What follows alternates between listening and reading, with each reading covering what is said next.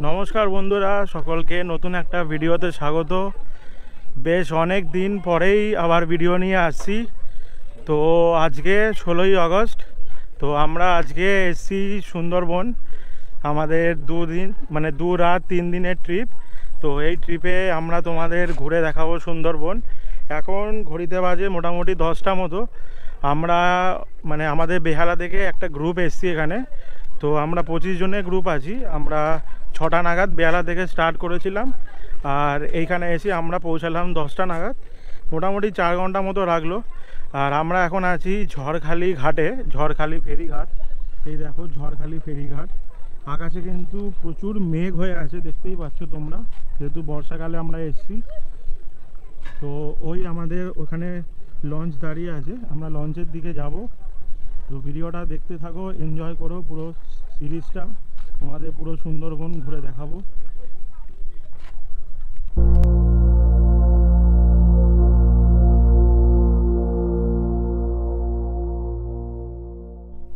আচ্ছা, সুন্দরবনে যেই ট্রিপগুলো হয়, এখানে যেই প্যাকেজগুলো হয়, তোমরা কলকাতা থেকেও বুক করে আসতে পারো। আর না হলে তোমরা এখানে এসে ক্যানিং স্টেশন থেকেও তোমরা এখান থেকে প্যাকেজ বুক করে নিতে পারো। তো বিভিন্ন রকম ট্রাভেল এজেন্সি আছে, ট্যুর কোম্পানি আছে, তাদের সাথে তোমরা ইলিশ উৎসব এখানে এসে এনজয় করতে পারো। সুন্দরবনে আসার দুটো মানে সবথেকে ভালো সময় হলো এই বর্ষাকালে, যখন ইলিশ মাছ পাওয়া যায়। এখানে ইলিশ উৎসব অনেকেই আসে, তোমরা অনেক ভিডিও দেখেছো এর আগে। আর তাছাড়া কিন্তু শীতকালেও ওই নভেম্বর, ডিসেম্বর, জানুয়ারি মাসেও অনেকে এখানে আসে। তো আমরা এসেছি বর্ষাকালে সুন্দরবন এক্সপ্লোর করতে। এটা আমার সুন্দরবনের ফার্স্ট টাইম। তো চলো তোমাদের ঘুরে দেখাবো সুন্দরবন। আমিও ফার্স্টবারের জন্য এলাম। চলো ভিডিওটা দেখতে থাকো।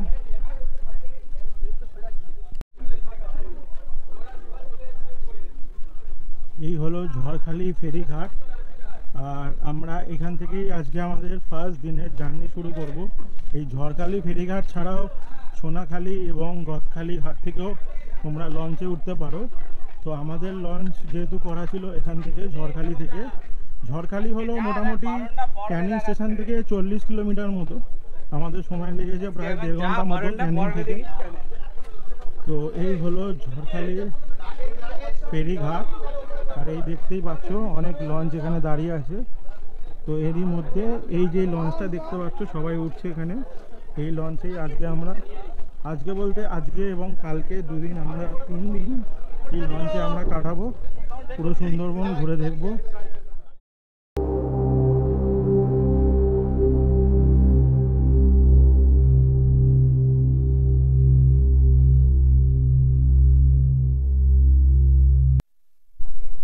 আচ্ছা, আমরা যেই লঞ্চে মানে আজকে ট্রাভেল করছি, সেই লঞ্চের নিচের যে ডেক আছে, মানে আমরা তো এখান দিয়ে ঢুকলাম, এরকম নিচ দিয়ে এসে এখানে এরকম অনেক শোয়ার জায়গাও করা আছে। তো আপনারা এখানে খাওয়া দাওয়া করার পর কিছু রেস্টও নিতে পারেন। বাকি ব্যাগ ট্যাগগুলো সব এখানে রেখে ওপরে আমরা বসছি, এর ওপরে আপনাদের সেটা পরে দেখাচ্ছি। আপাতত বৃষ্টি হচ্ছে বলে সব চারিদিকে ঢাকা আছে, জানলা মানলা দেওয়া আছে। আর এরকম 3 জন করে শোয়ার মতো জায়গাও করা আছে, আপনারা এখানে রেস্ট নিতে পারবেন।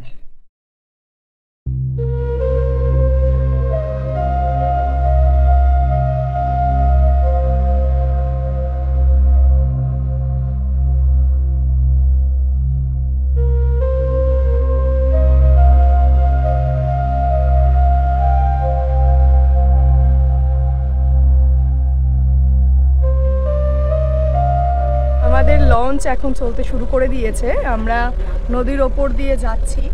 তো আমাদের সঙ্গে আমাদের পরিবারে আমাদের সবাই রয়েছে, মামি, মা, বাবা, পাশে মামা আছে। আমরা একটা ট্যুরের সঙ্গে এসেছি, ট্যুর কোম্পানির সঙ্গে। Not tour and travels. হ্যাঁ, Hot tour and travels. ধর ট্যুর অ্যান্ড ট্রাভেলস, তাদের সঙ্গে আমরা এসেছি। অনেক লোক রয়েছে সঙ্গে।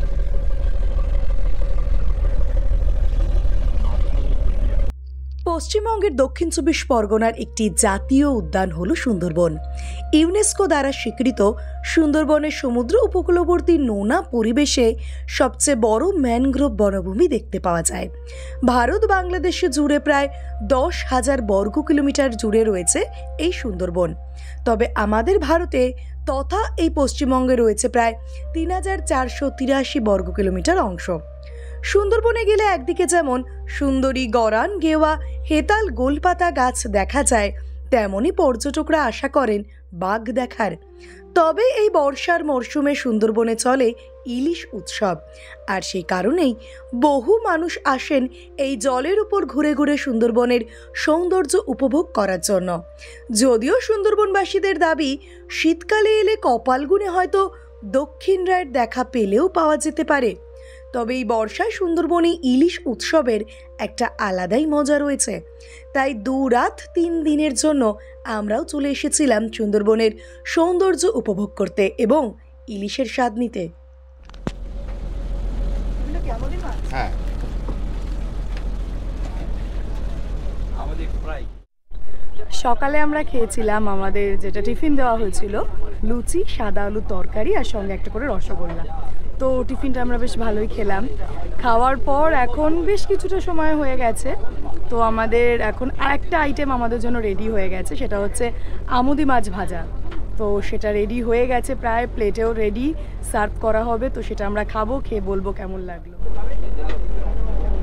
এই যে চলে এসছে আমাদের আমুদি মাছ ভাজা, দাদা সার্ভ করে দিচ্ছেন। আমরা এখন খাবো এই আমুদি মাছ ভাজাটা।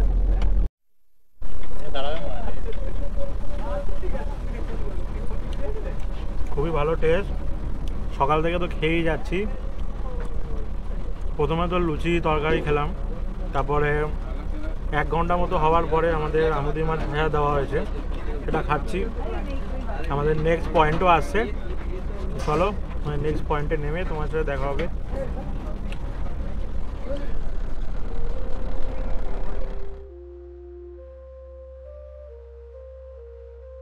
সুন্দরবনের টোটাল এরিয়া হচ্ছে 10,200 স্কোয়ার কিলোমিটার। তার মধ্যে 60% বাংলাদেশ, মানে 6,000 স্কোয়ার কিলোমিটার হচ্ছে বাংলাদেশ। আমাদের পশ্চিমবঙ্গ আছে 4,200 স্কোয়ার কিলোমিটার। 60% বাংলাদেশের বেশি। তো এবার কি হয়েছে, এই যে 4,200 স্কোয়ার কিলোমিটার পশ্চিমবঙ্গে আছে, এর মধ্যে 102খানা আইল্যান্ড আছে বা বদ্বীপ বলা হয় যেটাকে। 102খানা আইল্যান্ড বা বদ্বীপ আছে। এর মধ্যে 54টা বদ্বীপে মানুষের বসতি।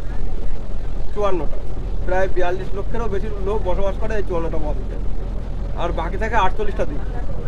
সেই 48টা দ্বীপ হচ্ছে বনবাদা এরিয়া। এই বনবাদা এরিয়াটাকে 2 ভাগে ভাগ করেছে। তার বেডিঘাট হচ্ছে, তার বর্ডার বলা যায় বিদ্যাধরী নদী। এই বিদ্যাধরী নদীর বাম সাইডে যেটা আছে এখন আমরা দেখছি, এটা হচ্ছে সুন্দরবন টাইগার রিজার্ভ।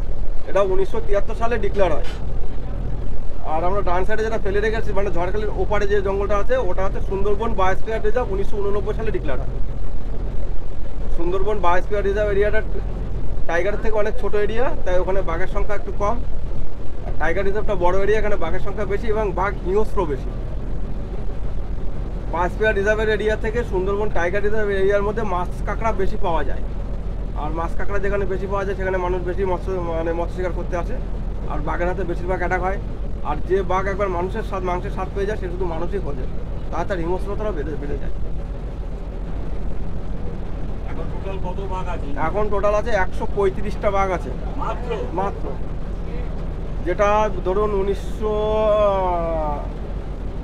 2012 সালে ছিল 86-87খানা বাঘ ছিল। সেখানে 2022 সালে হয়েছে 100, আর এখন 2024 সেটা হয়েছে 135। তো আমরা এসে পৌঁছেছি আজকের প্রথম গন্তব্যস্থল আমাদের দোবাকি ক্যাম্পে। এই হলো দোবাকি ক্যাম্পের এন্ট্রি। এখান থেকে আমরা ভেতরের দিকে যাব, আর এখানেই আমাদের লঞ্চ এসে দাঁড়ালো। আমরা এখান থেকে উঠে এলাম, আর এই হলো আমাদের দোবাকি ক্যাম্পের এন্ট্রি। এখানে আমাদের পাসগুলো সব চেক হলো, চেক হওয়ার পর আমরা এই ভেতরের দিকে এখন যাচ্ছি।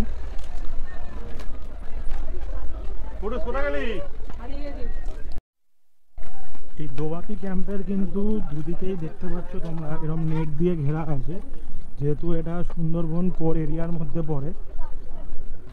তো দেখতেই পাচ্ছ অনেক রকমের সুন্দরী গাছ আছে দুদিকে, আর এরকম জাল দিয়ে ঘেরা আছে, যেহেতু এটা একদম পুরো ফরেস্ট কোর এরিয়ার মধ্যে। না, বাঘ আসবে না, বাঘ আসার সুন্দরবনে কিন্তু বাঘ দেখার চান্স খুবই কম, তো আমরা দেখা পাবো না। তবে আমরা আশা রেখেছি, আশা ছাড়ি। আমি আশা রাখিনি, ও আমি হয়তো আশা আশা রেখেছি রেখেছে। যদি দেখতে পাই। লেজ দেখতে পেলেও না বাঘ দেখেছি। না, বাঘ দেখা যাবে না, তাও এমনি এনজয় করছি সুন্দরবনের জঙ্গলে। আমাদের ফার্স্ট স্পটে আমরা এসেছি, আমাদের গ্রুপে সবাই সামনের দিকে চলে গেছে। চলো। আচ্ছা, দোবাকি ক্যাম্পে আমরা যেই প্যাসেজটা দিয়ে হেঁটে এলাম, ওখান থেকে আসার পরে আমরা একটা ওয়াচ টাওয়ারে এসেছি, আর এই হলো ওয়াচ টাওয়ার থেকে ভিউ। পুরোটাই কিন্তু সুন্দরবনের কোর এরিয়া, ঠিক আছে। এই সেই ওয়াচ টাওয়ারটা যেটার উপরে আমরা গেছিলাম। তো এবারে আমরা এই ওয়াচ টাওয়ার থেকে নেমে এবার সামনের দিকে এগিয়ে যাচ্ছি। তো আপনাদের যদি ভাগ্য খুবই ভালো থাকে, 1% চান্স বাঘ বা কোনো পশু পাখি স্পট করার। তো আমরা তো আজকে কিছুই স্পট করতে তেমন পারলাম না। এবার আমরা এগিয়ে যাচ্ছি সামনের দিকে।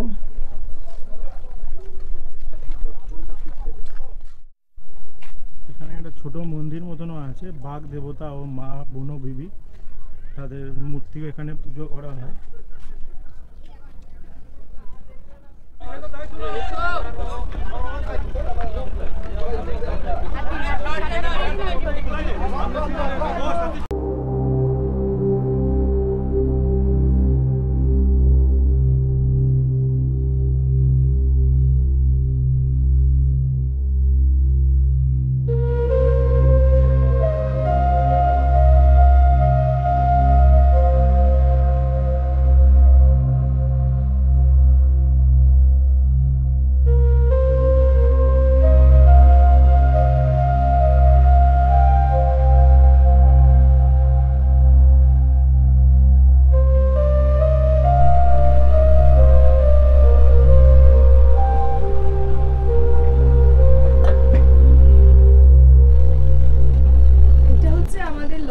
রান্নাঘর।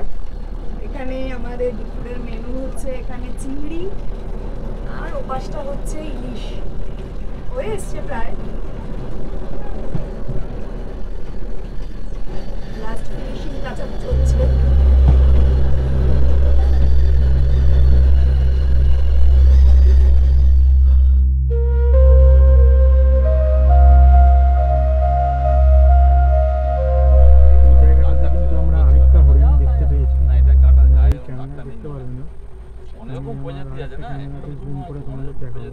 এই ঠিক জায়গাটাতে আছে।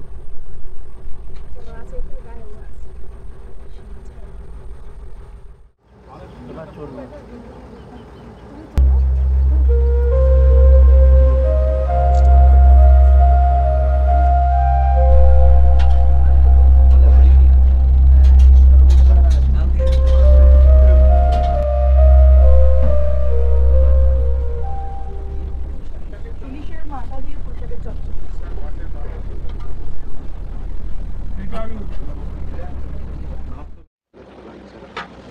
আমাদের দুপুরের লাঞ্চ কিন্তু রেডি হয়ে গেছে। তো আপনাদের একবার সব খাবারগুলো দেখিয়ে দিচ্ছি। এখানে আছে ভাত, এখানে চিংড়ি মাছ আছে, আলু ভাজা, ইলিশ মাছের মাথা দিয়ে পুঁই শাক, ইলিশ ভাপা আছে, ডাল। এখন অলরেডি অনেকে খেতে বসে গেছে।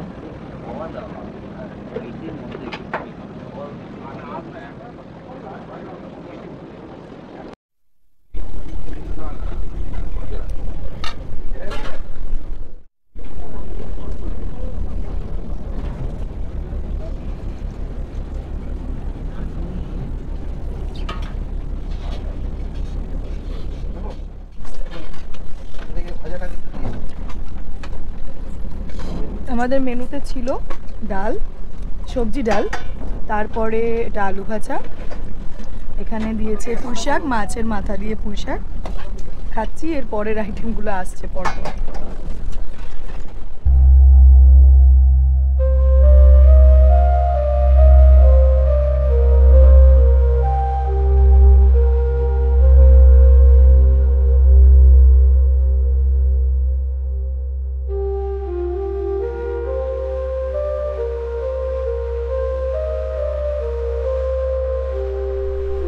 প্রথম দিনের শেষে আমরা যেখান থেকে শুরু করেছিলাম আজকের দিন, তো ঝড়খালিতে, সেখানেই আমরা এলাম।